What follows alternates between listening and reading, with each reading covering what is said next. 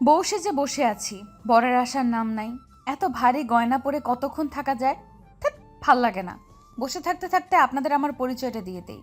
আমি আদ্রিশা রহমান, সবাই আদর করে আদ্র বলেই ডাকে। ইন্টার দ্বিতীয় বর্ষে পড়ি, বাবা মার একমাত্র মেয়ে। আমার ছোট ভাই আছে একটা, এবার 7-এ পড়ে। বাকিটা আস্তে আস্তে জেনে যাবেন। এবার গল্পে ফেরা যাক। আমি বুঝলাম না, বর কি আসবে না? বিয়ে কি হবে না? তাহলে একটু ঘুমাই, বর এলে ডেকে দিও কেউ। এটা বলার সাথেই আমার কাজিন বোন লামিয়া বলল, বিয়ের দিনে কনেরা টেনশনে থাকে, নতুন বাসায় যাবে, সবাই কেমন হবে, বর কেমন হবে এসব নিয়ে। আর আমাদের কোণে ঘুমের চিন্তায় আছে।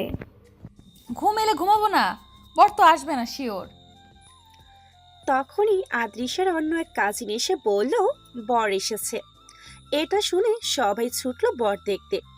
আমি বসে বসে ভাবছি, ইস, আজ আমার বিয়ে। জীবনে একটা প্রেম করেছিলাম, তাও বিয়ে পর্যন্ত এলো না। কে জানে আমার না হওয়া জামাইটা কই। এইসব কি ভাবছি আমি। থুর। একটু পরেই কাজিনরা এসে বলতেছে বর নাকি মাশাল্লাহ অনেক সুন্দর। পাস, থুক্কু, ক্রাশ খাওয়ার মতো। একটু পরে কাজী আব্বু আরও কয়েকজন এলো আমার রুমে। কাজী বিয়ে পড়ানো শুরু করে দিছে। মনের মধ্যে কেমন জানি কু গাচ্ছে এতক্ষণে। পাত্তা দিলাম না। কাজী বিয়ে পড়িয়ে বরের কাছে গেল। আমার সব কাজিনরা ছবি তুলতেছে, গল্প করতেছে। আমার এখন আফসোস হচ্ছে, বিয়ের আগে বরের ফেস কেন দেখলাম না। আমার ইচ্ছে ছিল পড়াশোনা শেষ করে বিয়ে করার, কিন্তু আব্বু বিয়ে ঠিক করে ফেলেছে। আর আমারও তেমন কোনো পছন্দ নাই। যে ঝাও একজন ছিল, তাও অনেক বছর আগে হারিয়ে গেছে, তাই রাজি হয়ে যাই। ও হ্যাঁ, আপনাদের তো বরের পরিচয় দিতেই ভুলে গেছি। Sorry sorry. বরের নাম হচ্ছে আরাফাত চৌধুরী অভ্র। টপ ওয়ানের বিজনেসম্যান। এতদিন দেশের বাহিরে ছিল, কয়েক মাস আগে দেশে ফিরেছে। পরিবারে মা, বাবা, দাদু, দিদা আর একটা ডগিও আছে। অভ্রর আবার কোনো ভাই বোন নেই। বাকিটা পরে জেনে যাবেন। অবশেষে বিদায়ের পালা চলে এসেছে। আদ্রিসাকে ওর বরের পাশে এনে বসানো হয়েছে। একটু পরে উঠে বড়দের সবাইকে সালাম করলো আদ্রিসার অভ্র দুজনে মিলে। আম্মু আদ্রিসাকে জড়িয়ে ধরে কাঁদলো অনেক। ভাই ইউভানও কান্না করছে। আদ্রিসার আব্বু ওর হাত অভ্রর হাতে তুলে দিয়ে বলল, চিন্তা করবেন না আব্বু, আজকে থেকে আমিও আপনার আরেক ছেলে। আপনার মেয়ে আমার কাছে রানী হয়ে থাকবে। এটা বলেই অভ্রর শ্বশুর আব্বুকে জড়িয়ে ধরলো। এরপর আদ্রিসাকে গাড়িতে বসানো হলো। ওর পাশে অভ্র বসেছে। ড্রাইভার গাড়ি চালাচ্ছে। বাকি বরপক্ষ অন্য গাড়িতে আসছে। আদ্রিসা তো কান্না করেই চলেছে। একটু পর দেখে অভ্র ওর দিকে রুমাল এগিয়ে দিচ্ছে। ও রুমাল নিয়ে চোখ মুছে নিল। অভ্র বলল, কান্না করো না, কালই তো আসবে আবার। আর তোমার যখন ইচ্ছা হবে চলে আসবে আব্বু আম্মুর সাথে দেখা করতে। আদ্রিসা কিছু বলল না, তবে একটু স্বস্তি লাগছে। কখন যেন ঘুমিয়ে গেছে খেয়ালই নেই। চোখ খুলে দেখে অভ্র চাচাতো বোন লিসা ওকে ডাকছে। গাড়ি থেকে নেমে দাঁড়ালো।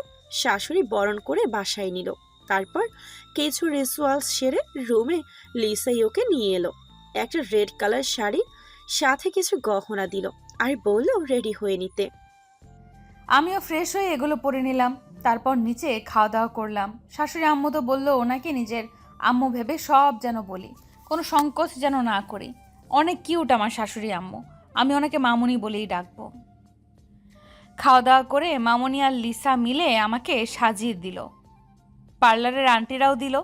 আমাকে রেডি করিয়ে মামুনির নিচে গেল। কে যেন এসেছে সেটা দেখতে। লিসা প্লাস আরও অন্যরা আমাকে বাসর ঘরে বসিয়ে দিয়ে চলে গেল ওনাকে পাঠিয়ে দিবে বলে। আমি এখন নীল জামদানি শাড়ি পরেছি, কানে গলায় ভারী গহনা, ভারী মেকআপ, চুল খোপা করা। লিসা বলেছিল ইনিও নাকি নীল পাঞ্জাবি পরবেন। হঠাৎ দরজা লাগানোর শব্দেই ঘোর কাটে আদ্রিসার। অভ্র আসছে। আদ্রিসা উঠে গিয়ে সালাম করলো। করে অভ্রর দিকে তাকাতেই ও 440 ভোল্টের শক খেলো। এটা কিভাবে সম্ভব? এটা কিভাবে সম্ভব? আমার সামনে অভ্র দাঁড়িয়ে আছে। তাহলে আমার জামাই কই? এই বেটা আমার জামাইকে কিডন্যাপ করে নাই তো? হায় আল্লাহ! কিন্তু যে নিউ ইয়র্ক থাকতো সে বাংলাদেশে কি করে এলো? অভ্রকে দেখে আদ্রিসা মনে মনে এইগুলোই ভাবছিল। অভ্র চিল্লানোতে ওর ঘোর কাটে। আদ্রিসা, কি হলো, চিল্লাচ্ছেন কেন? আর আপনি, এটা কি করে সম্ভব? খুব অবাক হলে জানিমান। তুমি কি ভাবছো আমার ভাইয়ের সাথে গেম খেলবা প্রেমের, তারপর ছেড়ে দিবা আর আমি মেনে নিব? Like seriously? দেখুন, আমি আপনার সাথে কোনো ঝামেলায় জড়াতে চাই না। আমার বর কই? বরকে সামনে রেখে বলছো বর কই, এটা কি ঠিক? মানে মানে ওটাই